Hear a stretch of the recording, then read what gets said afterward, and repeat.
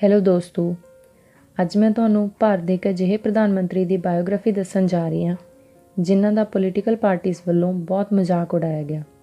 ਉਹਨਾਂ ਨੂੰ silent prime minister ਦਾ ਨਾਮ ਦਿੱਤਾ ਗਿਆ ਅਤੇ ਉਹਨਾਂ ਨੂੰ ਰਿਮੋਟ ਕੰਟਰੋਲਡ ਪ੍ਰਾਈਮ ਮਿਨਿਸਟਰ ਤੱਕ ਕਿਹਾ ਗਿਆ, ਪਰ ਅਸਲ 'ਚ ਉਹ ਇੱਕ ਸੱਚੇ ਦੇਸ਼ਵਾਸੀ, ਮਹਾਨ ਅਰਥ ਸ਼ਾਸਤਰੀ ਅਤੇ ਪ੍ਰਤਿਭਾਸ਼ਾਲੀ ਪ੍ਰਧਾਨ ਮੰਤਰੀ ਰਹੇ। ਪੰਡਿਤ ਜਵਾਹਰ ਲਾਲ ਨਹਿਰੂ ਤੋਂ ਬਾਅਦ ਉਹ ਪਹਿਲੇ ਐਸੇ ਪ੍ਰਧਾਨ ਮੰਤਰੀ ਬਣੇ ਜਿਨ੍ਹਾਂ ਨੇ 5 ਸਾਲ ਦਾ ਆਪਣਾ ਕਾਰਜਕਾਲ ਸਫਲਤਾਪੂਰਵਕ ਪੂਰਾ ਕਰਨ ਤੋਂ ਬਾਅਦ ਦੂਸਰੀ ਵਾਰ ਫੇਰ ਪ੍ਰਧਾਨ ਮੰਤਰੀ ਦਾ ਅਹੁਦਾ ਸੰਭਾਲਿਆ। ਉਹ ਭਾਰਤ ਦੇ 13ਵੇਂ ਪ੍ਰਧਾਨ ਮੰਤਰੀ ਸੀ। ਦੋਸਤੋ, ਮੈਂ ਗੱਲ ਕਰ ਰਹੀ ਹਾਂ ਡਾਕਟਰ ਮਨਮੋਹਨ ਸਿੰਘ ਦੀ।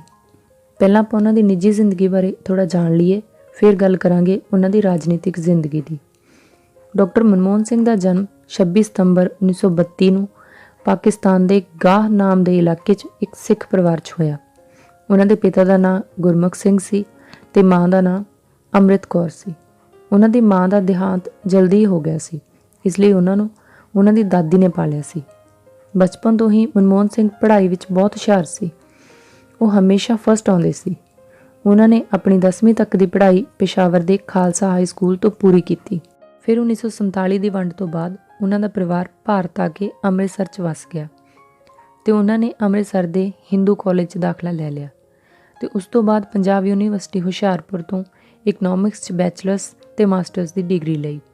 ਫਿਰ ਉਹਨਾਂ ਨੇ ਕੈਂਬਰਿਜ ਯੂਨੀਵਰਸਿਟੀ ਤੋਂ ਇਕਨੋਮਿਕਸ 'ਚ PhD ਕੀਤੀ ਅਤੇ ਉਸ ਤੋਂ ਬਾਅਦ ਉਹ ਵਾਪਸ ਭਾਰਤ ਆ ਗਏ ਅਤੇ ਪੰਜਾਬ ਯੂਨੀਵਰਸਿਟੀ 'ਚ ਪੜ੍ਹਾਉਣ ਲੱਗੇ। ਸੰਨ 1960 'ਚ ਉਹ ਡਾਕਟਰਸ ਆਫ ਫਿਲਾਸਫੀ ਕਰਨ ਲਈ ਆਕਸਫੋਰਡ ਯੂਨੀਵਰਸਿਟੀ ਚਲੇ ਗਏ। ਇਸ ਤੋਂ ਬਾਅਦ ਉਹਨਾਂ ਨੇ 1966 ਤੋਂ ਲੈ ਕੇ 1969 ਤੱਕ United nations conference on trade and development ਦੇ ਲਈ ਕੰਮ ਕੀਤਾ। ਫਿਰ 1969 ਤੋਂ 1971 ਤੱਕ ਉਹ ਦਿੱਲੀ ਸਕੂਲ ਆਫ ਇਕਨੋਮਿਕਸ 'ਚ ਇੰਟਰਨੈਸ਼ਨਲ ਟ੍ਰੇਡ ਦੇ ਪ੍ਰੋਫੈਸਰ ਰਹੇ। ਉਸ ਤੋਂ ਬਾਅਦ 1972 'ਚ ਉਹਨਾਂ ਦੀ ਰਿਸਰਚ ਅਤੇ ਯੋਗਤਾ ਨੂੰ ਦੇਖਦੇ ਹੋਏ ਉਹਨਾਂ ਨੂੰ ਮਿਨਿਸਟਰੀ ਆਫ ਫਾਈਨਾਂਸ 'ਚ ਚੀਫ ਇਕਨੋਮਿਕਸ ਐਡਵਾਈਜ਼ਰ ਨਿਯੁਕਤ ਕੀਤਾ ਗਿਆ। 1976 'ਚ ਫਾਈਨਾਂਸ ਮਿਨਿਸਟਰੀ 'ਚ ਸੈਕਟਰੀ ਰਹੇ। ਫਿਰ 1980 ਤੋਂ 1982 ਤੱਕ ਪਲਾਨਿੰਗ ਕਮਿਸ਼ਨ 'ਚ ਵੀ ਰਹੇ। 1982 ਤੋਂ 1985 ਤੱਕ ਰਿਜ਼ਰਵ ਬੈਂਕ ਆਫ ਇੰਡੀਆ ਦੇ ਗਵਰਨਰ ਰਹੇ। 1985 ਤੋਂ 1987 ਤੱਕ ਪਲਾਨਿੰਗ ਕਮਿਸ਼ਨ ਦੇ ਡਿਪਟੀ ਚੇਅਰਮੈਨ ਰਹੇ। 1987 ਤੋਂ 1990 ਤੱਕ ਸਵਿਟਜ਼ਰਲੈਂਡ ਦੇ ਜਨੇਵਾ ਵਿਖੇ ਯੋਜਨਾ ਆਯੋਗ ਦੇ ਪ੍ਰਿੰਸੀਪਲ ਸੈਕਟਰੀ ਰਹੇ। 1990 'ਚ ਜਦੋਂ ਭਾਰਤ ਆਏ ਤਾਂ VP ਸਿੰਘ ਦੇ ਕਾਰਜਕਾਲ ਦੌਰਾਨ ਉਹਨਾਂ ਨੂੰ ਆਰਥਿਕ ਮਾਮਲਿਆਂ ਦੇ ਸਲਾਹਕਾਰ ਨਿਯੁਕਤ ਕੀਤਾ ਗਿਆ। ਫਿਰ 1991 'ਚ ਨਰਸਿਮਹਾ ਰਾਓ ਦੀ ਸਰਕਾਰ ਵੇਲੇ ਉਹਨਾਂ ਦੀ ਇਕਨੋਮਿਕ ਸਮਝ ਨੂੰ ਦੇਖਦੇ ਹੋਏ ਉਹਨਾਂ ਨੂੰ ਫਾਈਨਾਂਸ ਮਿਨਿਸਟਰ ਬਣਾਇਆ ਗਿਆ ਅਤੇ ਉਹਨਾਂ ਨੂੰ ਪੋਲੀਟੀਕਲ ਰਿਵੈਲਰੀ ਤੋਂ ਬਚਾ ਕੇ ਰੱਖਿਆ ਗਿਆ ਤਾਂ ਕਿ ਉਹ ਫੈਸਲੇ ਲੈ ਸਕਣ। 1991 'ਚ ਭਾਰਤ ਦੀ ਇਕਨੋਮਿਕ ਕੰਡੀਸ਼ਨ ਬਹੁਤ ਖਰਾਬ ਸੀ। ਉਦੋਂ ਲਾਇਸੈਂਸ ਰਾਜ ਚੱਲਦਾ ਸੀ। ਹਰ ਛੋਟੀ ਤੋਂ ਲੈ ਕੇ ਵੱਡੀ ਚੀਜ਼ ਮੈਨੂਫੈਕਚਰ ਕਰਨ ਦੇ ਲਈ ਲਾਇਸੈਂਸ ਸਿਰਫ ਸਰਕਾਰੀ ਕੰਪਨੀਆਂ ਨੂੰ ਹੀ ਮਿਲਦੇ ਸੀ। 1947 ਤੋਂ ਬਾਅਦ ਇਹ ਜ਼ਰੂਰੀ ਵੀ ਸੀ, ਪਰ ਹੌਲੀ-ਹੌਲੀ ਕਰਪਸ਼ਨ ਵਧਣ ਨਾਲ ਇਸ ਨੇ ਅੰਦਰੂਨੀ ਢਾਂਚੇ ਨੂੰ ਖੋਖਲਾ ਕਰਤਾ। ਰਾਜਨੀਤਿਕ ਲੋਕਾਂ ਨੇ ਲੁੱਟ ਮਚਾ ਰੱਖੀ ਸੀ, ਇਸ ਲਈ ਲਾਇਸੈਂਸੀ ਰਾਜ ਖਤਮ ਕਰਨ ਦਾ ਉਹਨਾਂ ਲੋਕਾਂ ਨੇ ਬਹੁਤ ਵਿਰੋਧ ਕੀਤਾ। ਪ੍ਰਾਈਵੇਟ ਇਨਵੈਸਟਮੈਂਟ ਨਾ ਹੋਣ ਕਾਰਨ ਫੋਰਨ ਐਕਸਚੇਂਜ ਨਹੀਂ ਸੀ। IMF ਤੋਂ ਲੋਨ ਲੈ ਕੇ ਪ੍ਰਾਈਵੇਟਾਈਜੇਸ਼ਨ, ਗਲੋਬਲਾਈਜੇਸ਼ਨ ਅਤੇ ਲਿਬਰਲਾਈਜੇਸ਼ਨ ਦੀ ਸ਼ੁਰੂਆਤ ਹੋਈ। ਭਾਰਤ ਇੰਡਾਇਰੈਕਟ ਤਰੀਕੇ ਨਾਲ ਗਲਫ ਵਾਰ 'ਚ ਇਨਵੋਲਵ ਹੋ ਗਿਆ। ਬਾਹਰ ਤੋਂ ਆ ਕੇ ਲੋਕ ਇਨਵੈਸਟ ਕਰਨ ਲੱਗੇ। ਉਸ ਵਕਤ ਜੇਕਰ ਭਾਰਤ ਨੂੰ ਲੋਨ ਨਾ ਮਿਲਦਾ ਤਾਂ ਦੇਸ਼ ਵਿਕ ਜਾਣ ਦੀ ਸਥਿਤੀ ਆ ਜਾਣੀ ਸੀ। ਮਨਮੋਹਨ ਸਿੰਘ ਕਦੇ ਵੀ ਲੋਕ ਸਭਾ ਤੋਂ ਚੁਣ ਕੇ ਨਹੀਂ ਆਏ। ਉਹ ਹਮੇਸ਼ਾ ਰਾਜ ਸਭਾ ਵੱਲੋਂ ਹੀ ਚੁਣ ਕੇ ਆਉਂਦੇ ਰਹੇ। 2004 'ਚ ਕਾਂਗਰਸ ਸਰਕਾਰ ਬਣੀ ਅਤੇ ਬਹੁਤ ਸਾਰੇ ਪੋਲੀਟੀਕਲ ਡਰਾਮੇ ਤੋਂ ਬਾਅਦ ਮਨਮੋਹਨ ਸਿੰਘ ਪ੍ਰਧਾਨ ਮੰਤਰੀ ਬਣਾਏ ਗਏ। 2005 'ਚ ਉਹਨਾਂ ਨੇ RTI ਐਕਟ ਪਾਸ ਕੀਤਾ। ਇਸ ਐਕਟ ਦੀ ਮੰਗ ਜਨਤਾ ਬਹੁਤ ਲੰਬੇ ਸਮੇਂ ਤੋਂ ਕਰ ਰਹੀ ਸੀ। ਇਸ ਐਕਟ ਨਾਲ ਜਨਤਾ ਅਫਸਰਾਂ ਤੋਂ ਕੋਈ ਵੀ ਸਵਾਲ ਕਰ ਸਕਦੀ ਸੀ। ਇਸ ਤੋਂ ਪਹਿਲਾਂ ਅਫਸਰ ਹਰ ਰਿਪੋਰਟ ਨੂੰ ਕੌਨਫੀਡੈਂਸ਼ੀਅਲ ਕਹਿ ਕੇ ਟਾਲ ਦਿੰਦੇ ਸੀ, ਜਿਸ ਨਾਲ ਕਰਪਸ਼ਨ ਬਹੁਤ ਵੱਧ ਗਿਆ ਸੀ। ਇਸੇ ਐਕਟ ਦੇ ਚੱਲਦੇ ਮਨਮੋਹਨ ਸਿੰਘ ਸਰਕਾਰ 'ਤੇ ਵੀ ਘੁਟਾਲੇ ਦੇ ਆਰੋਪ ਲੱਗੇ। ਮਨਮੋਹਨ ਸਿੰਘ ਜੀ ਨੇ ਸਾਲ 2006 'ਚ ਮਨਰੇਗਾ ਐਕਟ ਪਾਸ ਕੀਤਾ। ਇਹਦੇ 'ਚ ਸਰਕਾਰ ਵੱਲੋਂ ਲੋਕਾਂ ਦੇ ਰਿਹਾਇਸ਼ੀ ਏਰੀਏ ਕੋਲ ਹੀ ਉਹਨਾਂ ਨੂੰ ਕੰਮ ਦਿੱਤਾ ਜਾਣਾ ਸੀ ਅਤੇ ਸਰਕਾਰ ਜੇਕਰ ਕੰਮ ਨਾ ਦੇ ਸਕਦੀ ਤਾਂ ਵੀ ਨਿਸ਼ਚਿਤ ਰਾਸ਼ੀ ਉਹਨਾਂ ਦੇ ਖਾਤੇ ਵਿੱਚ ਆਉਣੀ ਸੀ। ਰੋਜ਼ਗਾਰ ਨਾ ਦੇ ਪਾਉਣ 'ਤੇ ਸਰਕਾਰੀ ਅਫਸਰਾਂ 'ਤੇ ਕਾਰਵਾਈ ਕੀਤੀ ਜਾਣੀ ਸੀ। ਇਸ ਐਕਟ ਨਾਲ ਗ੍ਰਾਮੀਣਾਂ ਨੂੰ ਬਹੁਤ ਸਹਾਇਤਾ ਮਿਲੀ। ਸਾਲ 2007 ਤੱਕ ਡਾਕਟਰ ਮਨਮੋਹਨ ਸਿੰਘ ਨੇ ਭਾਰਤ ਦੀ GDP ਨੂੰ 9% ਤੱਕ ਵਧਾ ਦਿੱਤਾ ਸੀ। ਉਸ ਸਮੇਂ ਭਾਰਤ ਦੂਜੇ ਨੰਬਰ ਦਾ ਆਰਥਿਕ ਗ੍ਰੋਥ ਵਾਲਾ ਦੇਸ਼ ਬਣ ਗਿਆ ਸੀ।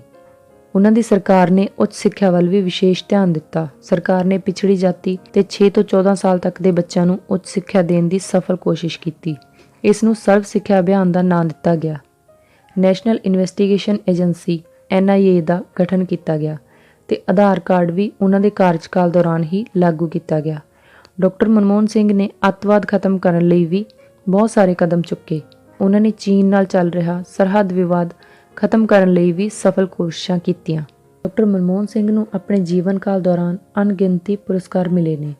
1987 'ਚ ਉਹਨਾਂ ਨੂੰ ਦੇਸ਼ ਦੇ ਚੌਥੇ ਸਭ ਤੋਂ ਵੱਡੇ ਸਨਮਾਨ ਪਦਮ ਵਿਭੂਸ਼ਣ ਦੇ ਕੇ ਸਨਮਾਨਿਤ ਕੀਤਾ ਗਿਆ। 1993 'ਚ ਉਹਨਾਂ ਨੂੰ finance minister of the year ਘੋਸ਼ਿਤ ਕੀਤਾ ਗਿਆ।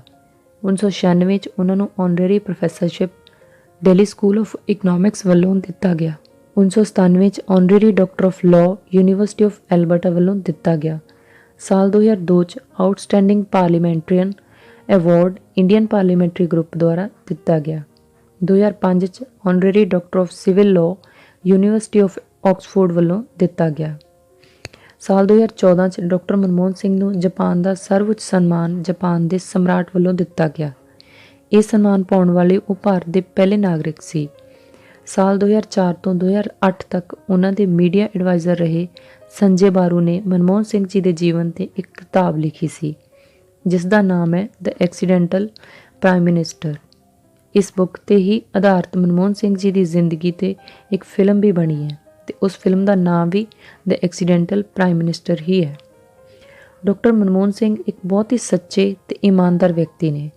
ਉਹਨਾਂ ਨੇ ਰਾਜਨੀਤੀ 'ਚ ਆਉਣ ਤੋਂ ਬਾਅਦ ਵੀ ਰਾਜਨੀਤੀ ਦਾ ਰੰਗ ਆਪਣੇ ਉੱਪਰ ਚੜ੍ਹਨ ਨਹੀਂ ਦਿੱਤਾ। ਉਹਨਾਂ ਨੇ ਕਦੇ ਵੀ ਰਾਜਨੀਤੀ ਦੀ ਗੰਦੀ ਖੇਡ ਨਹੀਂ ਖੇਡੀ। ਉਹਨਾਂ ਨੇ ਆਪਣੀ ਉੱਚੀ ਸਿੱਖਿਆ ਦੇ ਸਦਕਾ ਦੇਸ਼ ਨੂੰ ਅੱਗੇ ਵਧਾਉਣ 'ਚ ਬਹੁਤ ਵੱਡਾ ਯੋਗਦਾਨ ਪਾਇਆ। ਡਾਕਟਰ ਮਨਮੋਹਨ ਸਿੰਘ ਦੀ ਸਾਦਗੀ ਤੇ ਪ੍ਰਤਿਭਾ ਦੋਵਾਂ ਦਾ ਹੀ ਕੋਈ ਮੁਕਾਬਲਾ ਨਹੀਂ ਕਰ ਸਕਦਾ, ਪਰ ਹਾਂ ਅਸੀਂ ਉਹਨਾਂ ਦੀ ਜ਼ਿੰਦਗੀ ਤੋਂ ਉੱਚ ਦਰਜੇ ਦੀ ਪ੍ਰੇਰਨਾ ਲੈ ਸਕਦੇ ਹਾਂ। ਦੋਸਤੋ, ਜੇਕਰ ਤੁਹਾਨੂੰ ਇਹ ਬਾਇਓਗ੍ਰਾਫੀ ਚੰਗੀ ਲੱਗੀ ਹੋਵੇ ਤਾਂ ਮੈਨੂੰ ਕਮੈਂਟ ਕਰਕੇ ਜ਼ਰੂਰ ਦੱਸਿਓ ਤੇ ਮੇਰੀ ਇਸ ਵੀਡੀਓ ਨੂੰ ਲਾਈਕ ਤੇ ਸ਼ੇਅਰ ਵੀ ਜ਼ਰੂਰ ਕਰਿਓ ਤੇ ਮੇਰੇ ਚੈਨਲ ਨੂੰ ਸਬਸਕ੍ਰਾਈਬ ਵੀ ਕਰ ਲਿਓ। ਧੰਨਵਾਦ।